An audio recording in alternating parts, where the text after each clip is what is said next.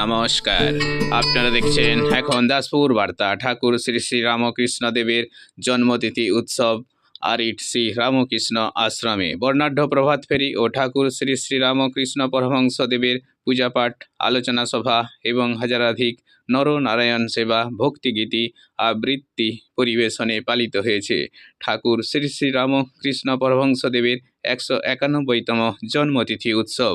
এর আনুষ্ঠানিক উদ্বোধন করেছেন রাজা নরেন্দ্রলাল উমেন্স কলেজের অর্থনীতির অধ্যাপক ডক্টর সুমন চক্রবর্তী। এছাড়াও ডক্টর শচীনন্দন সাউয়ের পৌরোহিত্যে ছাত্রছাত্রী, এলাকাবাসী ও ভক্তবৃন্দ সাথে আরও সামিল ছিলেন স্থানীয় বিধায়ক মমতা ভূঁইয়া, অধ্যাপক ডক্টর শান্তনু বিষয়, বেনাই জিপির উপপ্রধান রঞ্জিত কুমার ভৌমিক, সঙ্গীত শিল্পী কমল মণ্ডল, তনয় মান্না, কৃষ্ণা সর্দার সহ আরও অনেকে।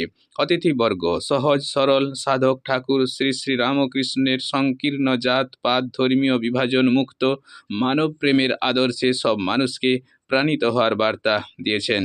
এই আলোচনা সভায় ছাত্রছাত্রীদের শিখন সামগ্রী প্রদান সহ ন্যাচারোপ্যাথি পদ্ধতিতে নিরাপদ খাদ্য ও জনস্বাস্থ্যমূলক আলোচনাও করা হয়েছে। এদিন সমগ্র অনুষ্ঠান সঞ্চালনায় ছিলেন কবি ও সংস্কৃতিপ্রেমী শিক্ষক রতন মেটিয়া। কল্পতরু ঠাকুর শ্রী শ্রী রামকৃষ্ণ দেবের এই 191তম জন্মতিথি উৎসবে প্রত্যক্ষ ও পরোক্ষভাবে সকল সহযোগীর প্রতি কৃতজ্ঞতা ব্যক্ত করেছেন আরিট শ্রী রামকৃষ্ণ আশ্রমের সম্পাদক গণেশ চন্দ্র পাল ও সহ সম্পাদক অজিত কুমার কুইলা। আরিট থেকে রিপোর্টে শ্যাম সুন্দর দলই। Like and follow with subscribe এখন দাসপুর বার্তা। এই দাসপুর বার্তায় যুক্ত হন, আলোর পথে এগিয়ে চলুন। পোষণের প্রফুল্লতায় এবং উপবেশনের উপাচারে শ্রদ্ধা, সম্মান এবং ভালোবাসায় বরণ করে নেওয়া হচ্ছে ডক্টর শান্তনু বিষয়। অনুভবে দেখে রামকৃষ্ণ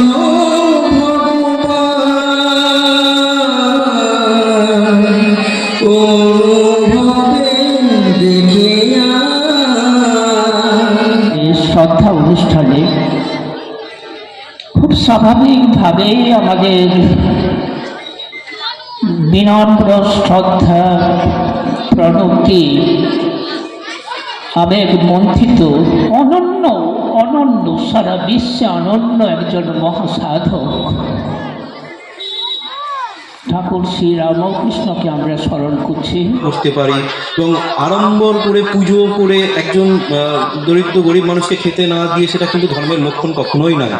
বরঞ্চ যদি আমরা দরিদ্র মানুষদের মধ্যে দিয়ে সেবা করি তাহলেই ঈশ্বর প্রকৃত সন্তুষ্ট হন। তোমরা পড়বে, তোমরা জানবে, শুধু শুনলে হবে না।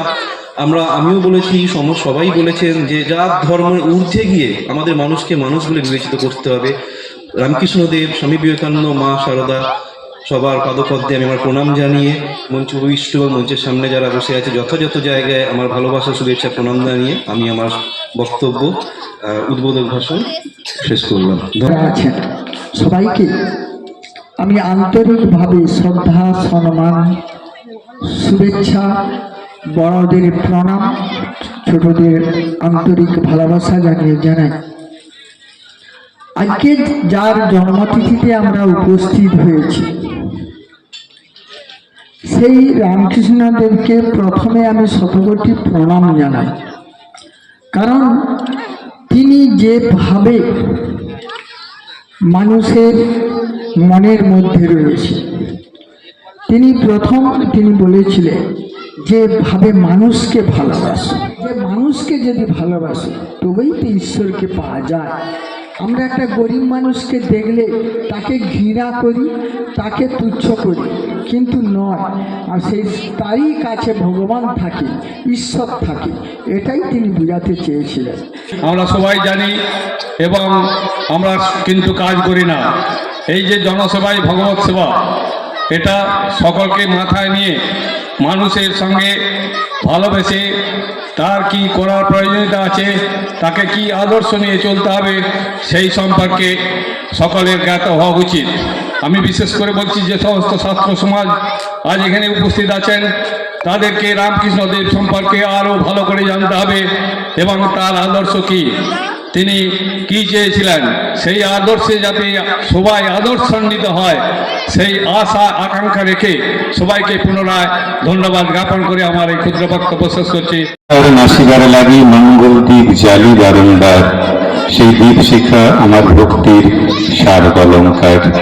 সেই ভক্তি সমাবেশে এখন একটি সঙ্গীতের কোলাজ নিয়ে কৃষ্ণ নাম শ্রী রাম কৃষ্ণ নাম অন্তরে যতনে রাখো মনে রে গাবো রাম অন্তরে যতনে রাখো মনে রে গাবো রাম দিন কালের ধাম রাম কৃষ্ণ নাম শ্রী রাম কৃষ্ণ নাম শ্রী রাম কৃষ্ণ নাম শ্রী ফুটিল রে রাধা কৃষ্ণ শিব কালী ব্রহ্মা বিষ্ণু শ্যাম সীতারাম শ্রী রাম কৃষ্ণ নাম শ্রী রাম কৃষ্ণ নাম শ্রী রাম কৃষ্ণ নাম শ্রী রাম কৃষ্ণ নাম বলেছিলে তোমরা সবাই পড়েছো মাতৃদেব ভব পিতৃদেব ভব, আমি বলি দরিদ্র দেব ভব মূর্খ দেব ভব, এদেরকেই দেবতা মেনে ধন্য হব। নমস্কার।